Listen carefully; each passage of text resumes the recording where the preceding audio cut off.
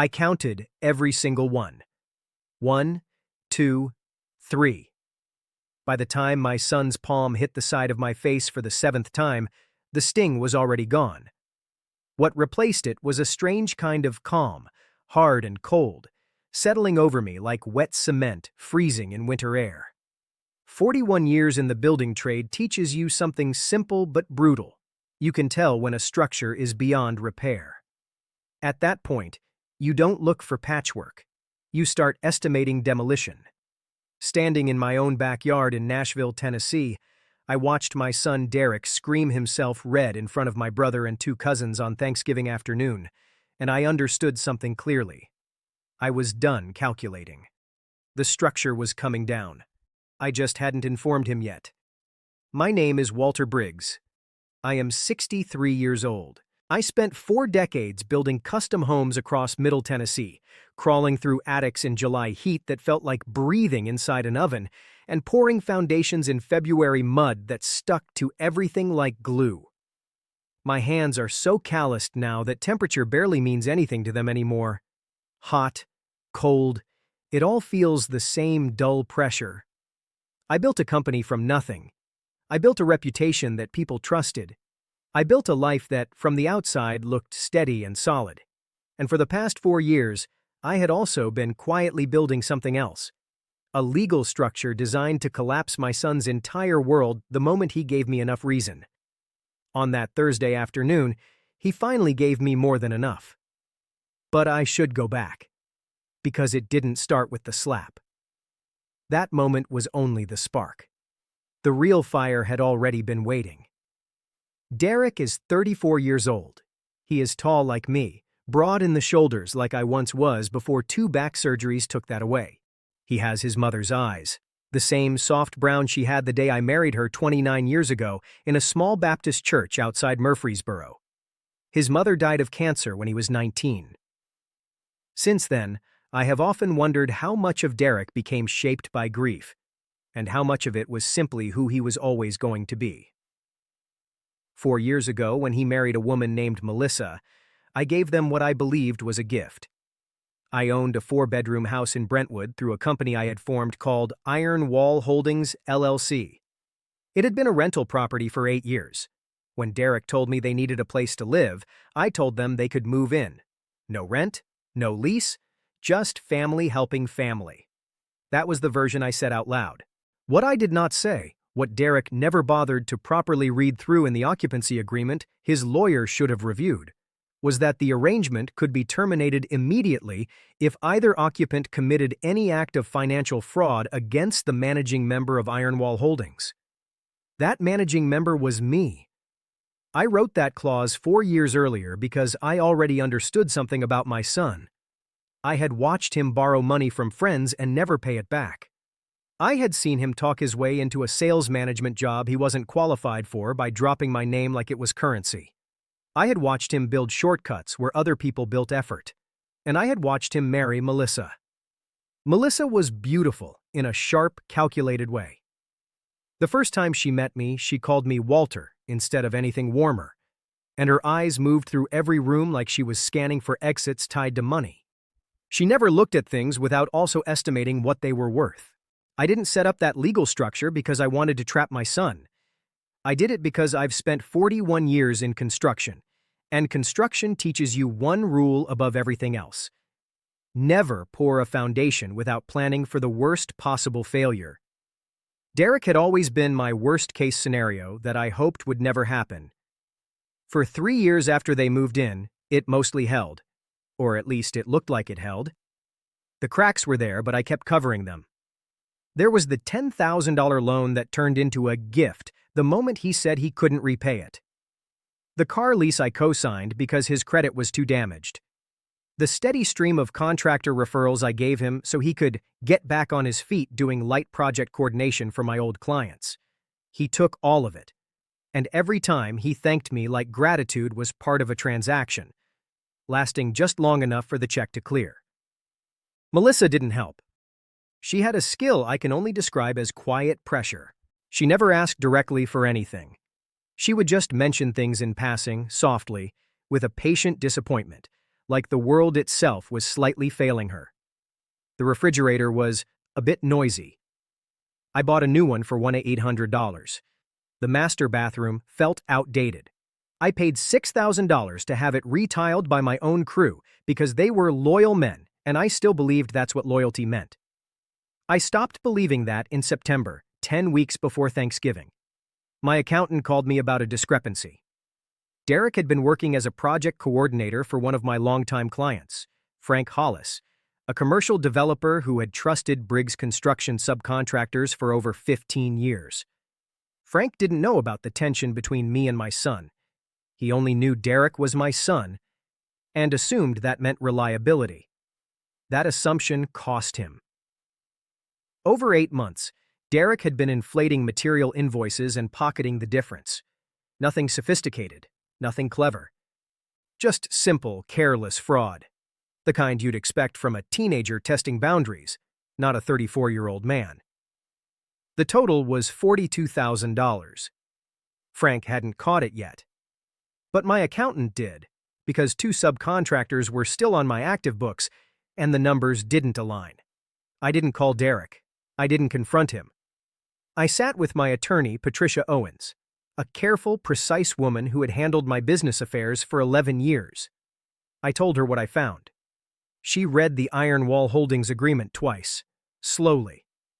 Then she looked at me over her glasses with an expression that wasn't surprised, but was tired in a way that felt almost apologetic.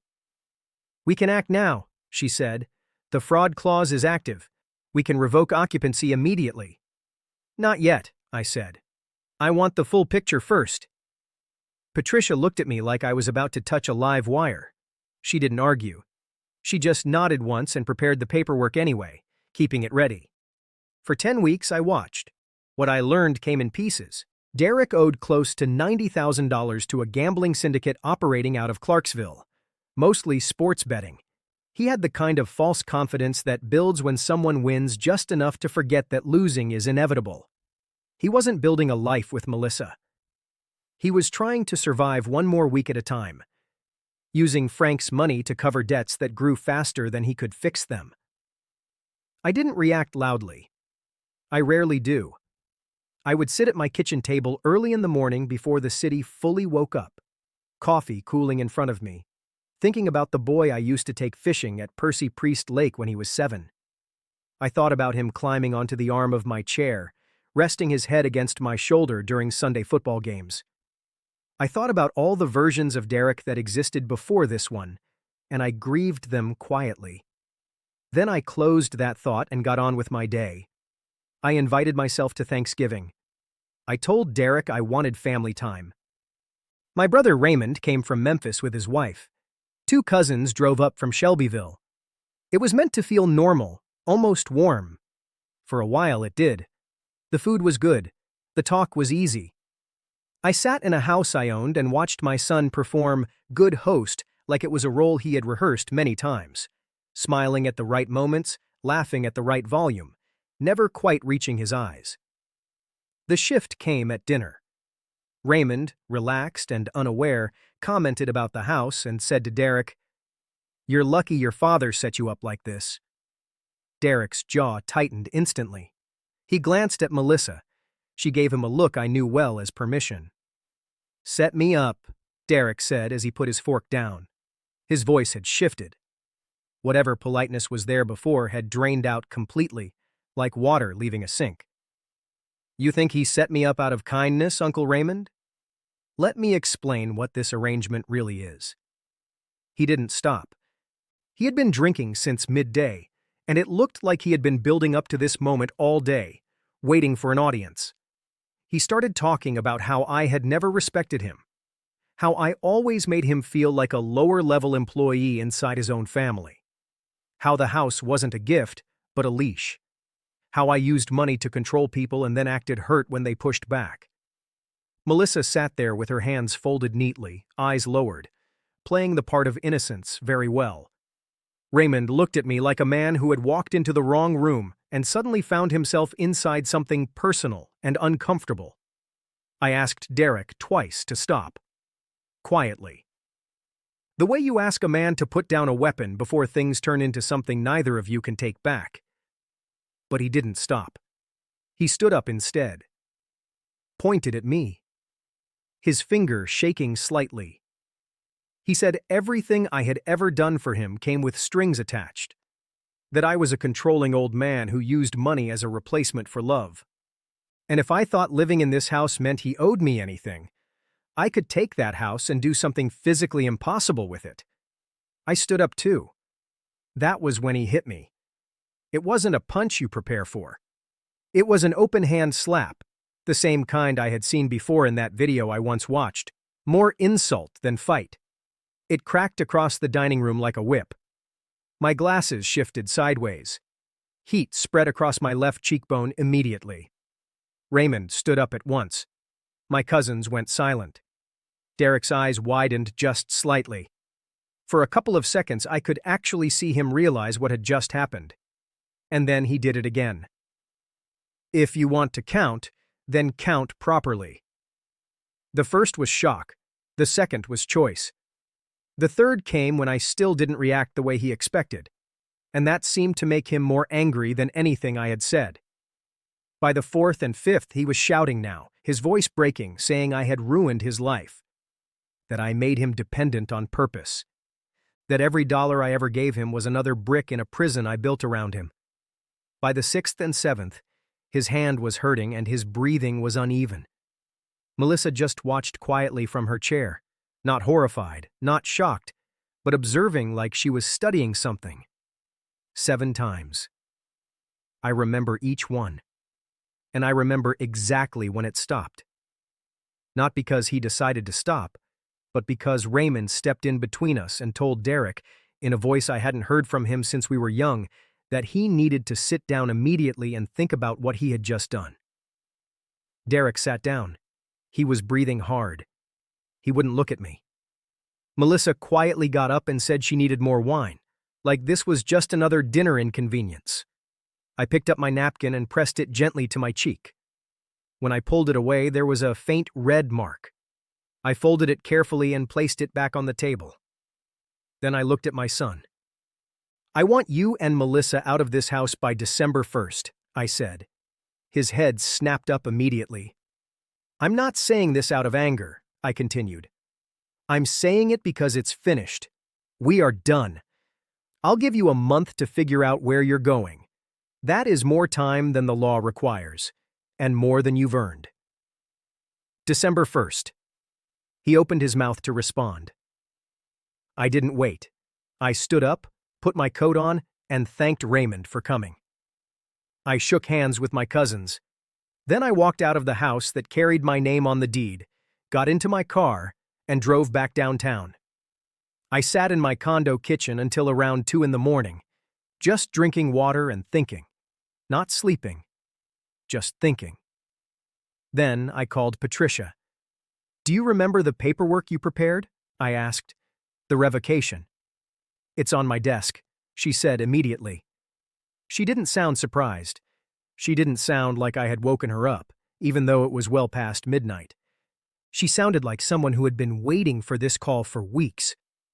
I don't want 30 days, I said. I want it sold, before Christmas. Walter, she said carefully, the market won't move that fast unless you take a serious loss. I know, I replied. Call Harrison Development. They've wanted that lot for 2 years. They want to build townhouses. Tell them I'll take $900,000 cash. That's about $400,000 under value, she said. I'm leaving a house where my son just hit me 7 times in front of family, I said. The money doesn't matter. She was quiet for a moment. I'll call Jim Harrison at 8 when they open, she said. Tell him I want the wire by Friday, I added. And I want the locks changed before Derek comes home from work. Another pause. And the people inside? They'll find out the same way everyone finds out things they should have seen coming, I said. After that, I hung up. I made coffee again, even though I didn't need it. Then I opened my laptop and wrote an email to Frank Hollis. Not about fraud. Not yet. Just a short message saying I needed to speak to him as soon as possible. Just enough to plant the pressure. Then I opened another window and started going through everything Derek had access to under my name or my business accounts. The company credit card I added him to years ago for work expenses. The truck loan I co-signed without much thought and had been quietly paying. The insurance policies tied to his contractor work. I didn't cancel anything yet. I just looked at it all. Like a plan before execution. Careful. Controlled. Final. By Wednesday morning, Patricia called again. Jim Harrison agreed, she said. He wants an inspection Thursday afternoon. If everything checks out, he'll wire Friday morning. Everything checks out, I said. That house was solid before he moved in. And Derek and Melissa? They'll deal with it when it happens, I said. Thursday, I drove slowly past the house on my way to Patricia's office. The truck was still there, lights on upstairs. Everything looked normal from the outside. No sign that anything was changing. I hadn't spoken to Derek since Thanksgiving. He had texted me 3 times. The first message was angry, said I had no right to evict them and that he would get a lawyer. The second came hours later. Softer. Said he had been drinking, things got out of hand and he was sorry. Asked if we could talk. The third came the next morning. Short. Said Melissa was anxious, and he needed confirmation I was serious about the December 1st date. I didn't reply to any of them. Silence does more work than words ever do. People fill it themselves, usually with panic. At Patricia's office, I signed everything. The sale documents, the deed transfer, the legal revocation of occupancy she had filed that morning. She pushed each page toward me one at a time, calm and precise. Walter J. Briggs, Walter J. My signature stayed steady. By Friday morning at 9:53, Patricia called again. I have confirmation, she said. The wire came through. Property is now Harrison Developments. Crew is already on the way. I was sitting in a diner on Charlotte Avenue, eating eggs. Outside, Nashville was moving like it always did. Cars, people, noise, normal life. One more thing, I said. Yes? The truck. I co-signed it. Yes. I've been paying it for almost a year. I called the lender yesterday. I requested voluntary repossession. She went quiet. That will leave him without transportation, she said finally. He still has Melissa's car, I said. At least until Monday when her payment declines. Another pause. You planned this carefully, she said. I had time to think, I replied. I paid my bill, left the diner, and drove to her office to wait. At 11:45, my phone buzzed. Security alert from the camera system I installed years ago and never told Derek about. Motion detected at front entrance. I opened the app, didn't strike back with violence. I used systems, law, property, banking controls, legal channels, conversations with officials, calls to people who owed me favors. Every piece placed carefully, like weight-bearing supports in a structure that had to hold. I still remember those 7 moments clearly, not because of pain, but because of what I understood in them. He wasn't just hitting me. He was striking the version of me that kept rescuing him. The part of me that confused enabling with love. In his own broken way, it was honesty. I didn't give him another chance to repeat it. Instead, I gave him boundaries, consequences, structure. If you've ever supported someone past the point where support becomes self-destruction, you understand this. There is a moment when continuing to hold them up is no longer kindness. It is avoidance. I was Walter Briggs. I built things. And at 63, after decades of doing it one way, I stopped building a future for someone who was actively destroying his own. The river keeps moving. The dogwoods don't hesitate. And I am still here, steady, watching what comes next.